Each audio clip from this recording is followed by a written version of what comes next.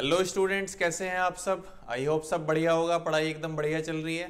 तो चलो बेटा, कार्बन एंड इट्स कंपाउंड की इसका सेकंड पार्ट लेके आए हैं। फर्स्ट पार्ट में हमने पढ़ा था कार्बन कैसा मटेरियल है, कैसे कंपाउंड बनाता है, कैसे बॉन्ड बनाता है, कोवेलेंट बॉन्ड वगैरह पढ़े थे, single bond, double bond, triple bond, और कार्बन की बेसिक प्रॉपर्टीज देखी थी कि क्यों हम कार्बन की ही स्टडी कर रहे हैं। ठीक है, अब नेक्स्ट पार्ट लेके आए हैं बेटा आज कार्बोनेट्स कंपाउंड का, और आज हम पढ़ेंगे एलोट्रोप्स ऑफ कार्बन। एक छोटा सा और बहुत ही सुंदर सा अच्छा सा टॉपिक है कार्बन चैप्टर का, एलोट्रोप्स ऑफ कार्बन। देखो बेटा, एलोट्रोप्स की अगर बात करें, पहले ही जानते हैं एलोट्रोप्स होते क्या हैं। एलोट्रोप्स होते हैं बेटा, डेफिनेशन देखो पहले, different forms of element having different physical properties but same chemical properties। देखो, किसी भी एलिमेंट की बहुत सारी फॉर्म, डिफरेंट डिफरेंट फॉर्म्स। अब हम यहां कार्बन के एलोट्रोप्स पढ़ रहे हैं, तो इसका मतलब कार्बन की बनी हुई डिफरेंट डिफरेंट फॉर्म्स हम पढ़ेंगे जिनकी फिजिकल प्रॉपर्टीज डिफरेंट हो, अलग अलग फिजिकल प्रॉपर्टीज है उनकी, लेकिन केमिकल प्रॉपर्टीज सेम हो। Chemical properties same in the sense सारे ही कार्बन से बने हुए हैं, मतलब सेम एलिमेंट, सेम एटम से। भाई देखो, जैसे कार्बन के एलोट्रोप्स की अगर बात करें, आपने बुक में देखा होगा, तो ग्रेफाइट है और डायमंड है, और एक C60 फुटबॉल वो बकमिंस्टर फुलरेंस है ना, बकमिंस्टर फुलरेंस और ग्रेफाइट और डायमंड। इन तीनों की अगर बात करें तो एक कार्बन के एलोट्रोप्स हैं, कार्बन के एलोट्रोप्स हैं। अब ये तीनों कार्बन से तो बने हुए हैं भाई, चाहे ग्रेफाइट ले लो, चाहे डायमंड ले लो, और चाहे बकमिंस्टर फुलरेंस ले लो, ये तीनों कार्बन के ही बने हुए हैं, लेकिन तीनों की फिजिकल प्रॉपर्टीज डिफरेंट हैं। तो ऐसे एलिमेंट्स को हम एलोट्रोप्स बोलते हैं, जो different form of element, same element की, यहां मैं एक वर्ड लगा देता हूं, सेम एलिमेंट्स, यानी सेम एलिमेंट्स की जब डिफरेंट डिफरेंट फिजिकल स्टेट्स दिख रही हो, डिफरेंट डिफरेंट फॉर्म्स दिख रही हो, उसको बोलते हैं एलोट्रोप्स। और उसकी इस प्रॉपर्टी को बोला जाता है एलोट्रोफी। इस प्रॉपर्टी को बोला जाता है एलोट्रोफी। तो एलोट्रोफी पूछा जाए तो बताना है किसी भी एलिमेंट की वो प्रॉपर्टी जब वो different different physical state show कर रहा हो, लेकिन सेम एटम से बना हुआ हो, पूरा कार्बन से। एलोट्रोप्स ऑफ कार्बन पढ़ रहे हैं तो सारा कार्बन से बना हुआ है, ग्रेफाइट भी कार्बन से बना हुआ है, डायमंड भी कार्बन से बना हुआ है, बकमिंस्टर फुलरेंस भी कार्बन से बना हुआ है, लेकिन तीनों डिफरेंट फिजिकल प्रॉपर्टी शो करते हैं, तो उनको बोलते हैं एलोट्रोप्स। और इस प्रॉपर्टी को बोला जाता है एलोट्रोफी। बात समझ आई? फिर से बता देता हूं, जब किसी एक ही एलिमेंट से वो चीज बनी हो, है ना, और वो अलग अलग डिफरेंट फिजिकल प्रॉपर्टी शो कर रही हो, तो उसको एलोट्रोप्स बोला जाता है। जैसे कार्बन के एलोट्रोप्स हम यहां पढ़ेंगे, ग्रेफाइट कार्बन से बना हुआ है, डायमंड कार्बन से बना हुआ है, बकमिंस्टर फुलरेंस कार्बन से बना हुआ है, लेकिन तीनों डिफरेंट प्रॉपर्टी शो करते हैं। भाई तीनों ही कार्बन से बने हुए हैं, तीनों ही कार्बन एटम के एलिमेंट हैं, लेकिन तीनों डिफरेंट फिजिकल प्रॉपर्टी शो करते हैं, इसलिए वो तीनों क्या है, एलोट्रोप्स ऑफ कार्बन, और इस प्रॉपर्टी को बोला जाता है एलोट्रोफी। बात समझ आई? तो एलोट्रोफी की डेफिनेशन अगर पूछी जाए तो लिख सकते हो आप इजीली। और एलोट्रोप्स ऑफ कार्बन क्या होते हैं? कार्बन के ऐसे एलिमेंट्स जो कार्बन से बने हुए हैं लेकिन डिफरेंट फिजिकल प्रॉपर्टीज दिखाते हैं अपनी, उनको बोलते हैं एलोट्रोप्स ऑफ कार्बन, और इस प्रॉपर्टी को बोला जाता है एलोट्रोफी। ठीक है बेटा, फटाफट इसको नोट कर लो और फिर तीनों को पढ़ते हैं, ग्रेफाइट को, डायमंड को और बकमिंस्टर फुलरेंस को। तो कार्बन के 3 एलोट्रोप्स हमें पढ़ने हैं। तीनों को एक साथ पढ़ते हैं और छोटी सी वीडियो में फटाफट समझ लेते हैं कार्बन के एलोट्रोप्स।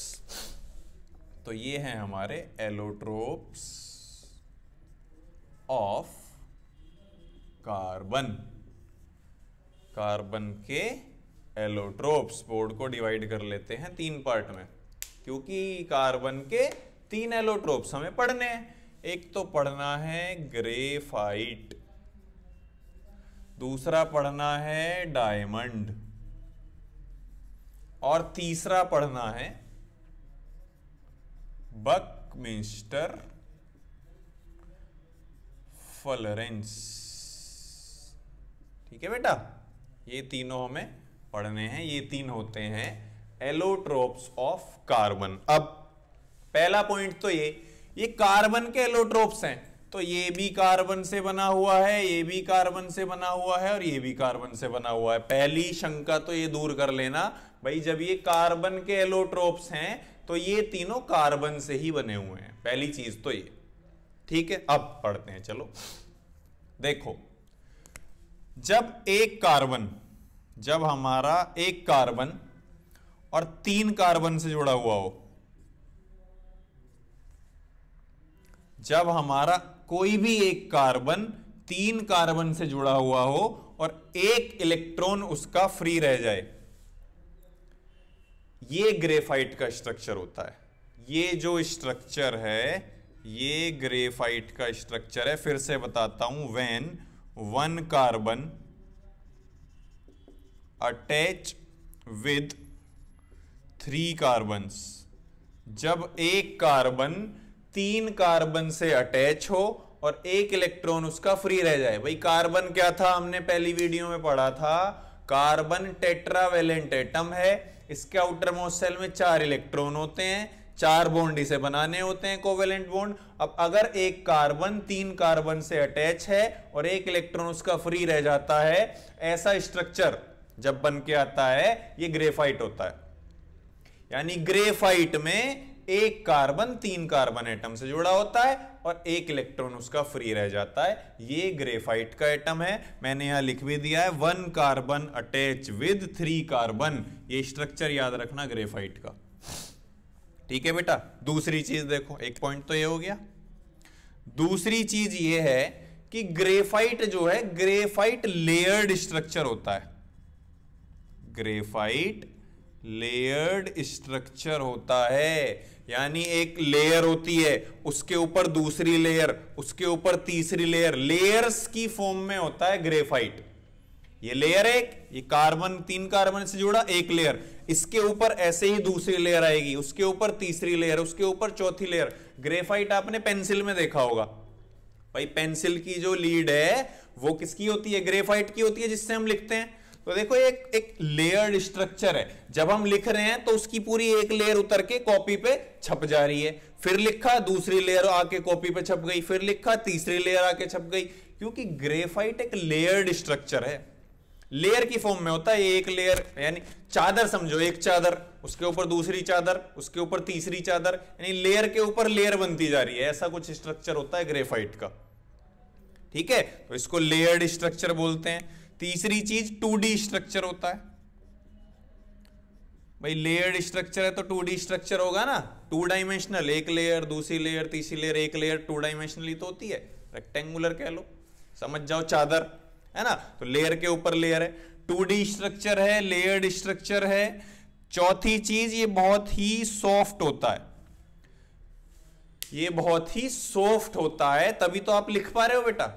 ग्रेफाइट पेंसिल में लगा होता है, पेंसिल की लेड जो होती है ग्रेफाइट की होती है, उससे हम लिखते हैं। ये बहुत ही सॉफ्ट स्ट्रक्चर है, लेयर्ड स्ट्रक्चर है। एक लेयर के ऊपर दूसरी लेयर होती है, और लेयर ऐसी होती है, एक कार्बन से 3 कार्बन जुड़े हुए हैं, एक लेयर, उसके ऊपर दूसरी लेयर। तो लेयर का लेयर में आपस में बॉन्ड नहीं होता, इसलिए जब हम लिखते हैं तो एक लेयर नीचे आ जाती है, फिर लिखा दूसरी लेयर उतर के नीचे आ गई, फिर लिखा तीसरी लेयर, लेयर पे लेयर है। तो जब हम लिखते हैं वो लेयर की लेयर जो है छुटती चली जाती हैं, एक लेयर छुट गई, दूसरी लेयर छुट गई, क्योंकि लेयर्स के बीच में आपस में कोई स्ट्रॉन्ग बॉन्डिंग नहीं होती। ये पॉइंट में भी आपको लिखवा देता हूं,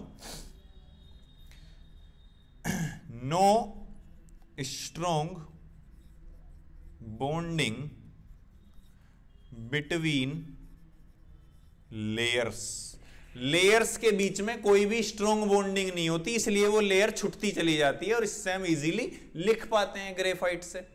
समझ गए? फिर से बता देता हूं, जब एक कार्बन 3 कार्बन एटम से जुड़ा हो, एक इलेक्ट्रॉन फ्री रह जाए, ये स्ट्रक्चर होता है हमारा ग्रेफाइट का। 1 कार्बन अटैच विथ 3 कार्बन।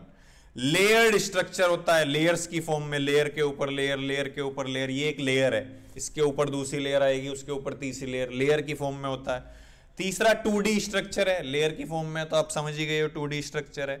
बहुत सॉफ्ट होता है, तभी तो हम इजीली लिख पा रहे हैं। लेयर्ड स्ट्रक्चर है, सॉफ्ट है, और लेयर्स के बीच में कोई भी स्ट्रॉन्ग बॉन्डिंग नहीं होती। मतलब आपस में तो कार्बन कार्बन की बॉन्डिंग है, इसके ऊपर दूसरी लेयर आ गई, उसके ऊपर तीसरी लेयर आ गई, तो लेयर का लेयर से कोई स्ट्रॉन्ग जो है बॉन्ड है नहीं। तो जब हम लिखते हैं तो वो लेयर छूटती चली जाती है। समझ गए? ये था ग्रेफाइट के बारे में। इसके अलावा एक पॉइंट और बताता हूं, देखो इसमें ग्रेफाइट जो है गुड कंडक्टर ऑफ इलेक्ट्रिसिटी होता है। गुड कंडक्टर ऑफ इलेक्ट्रिसिटी होता है ग्रेफाइट। क्यों? अरे भैया देखो, कार्बन ने 3 बॉन्ड बनाए कार्बन के साथ, ठीक है, बिल्कुल अच्छी बात है। इस कार्बन ने भी 3 बॉन्ड बना लिए आगे, बहुत अच्छी बात है। इस कार्बन ने भी बना लिए, इस कार्बन ने भी बना लिए, तो ऐसे कर करके पूरी लेयर बन गई। लेकिन कार्बन तो टेट्रावेलेंट है। यहां देखो, एक इलेक्ट्रॉन तो फ्री रह गया, और फ्री इलेक्ट्रॉन का मतलब इलेक्ट्रिसिटी कंडक्ट हो सकती है। कंडक्टर्स क्या होते हैं? कंडक्टर्स में क्या होता है? फ्री इलेक्ट्रॉन्स होते हैं। फ्लो ऑफ इलेक्ट्रॉन ही तो इलेक्ट्रिसिटी है। बिल्कुल, तो गुड कंडक्टर ऑफ इलेक्ट्रिसिटी होता है ग्रेफाइट, क्योंकि इसके पास फ्री इलेक्ट्रॉन्स हैं। फ्री इलेक्ट्रॉन्स हैं तो ये इलेक्ट्रिसिटी कंडक्ट करा सकता है, इसलिए है बेटा गुड कंडक्टर ऑफ इलेक्ट्रिसिटी। बात समझ आई? ग्रेफाइट समझ आया पूरा?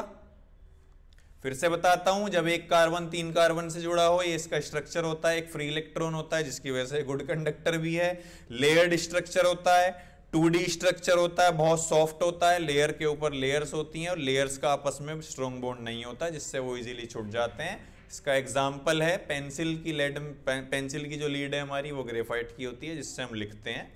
और ये था ग्रेफाइट के बारे में।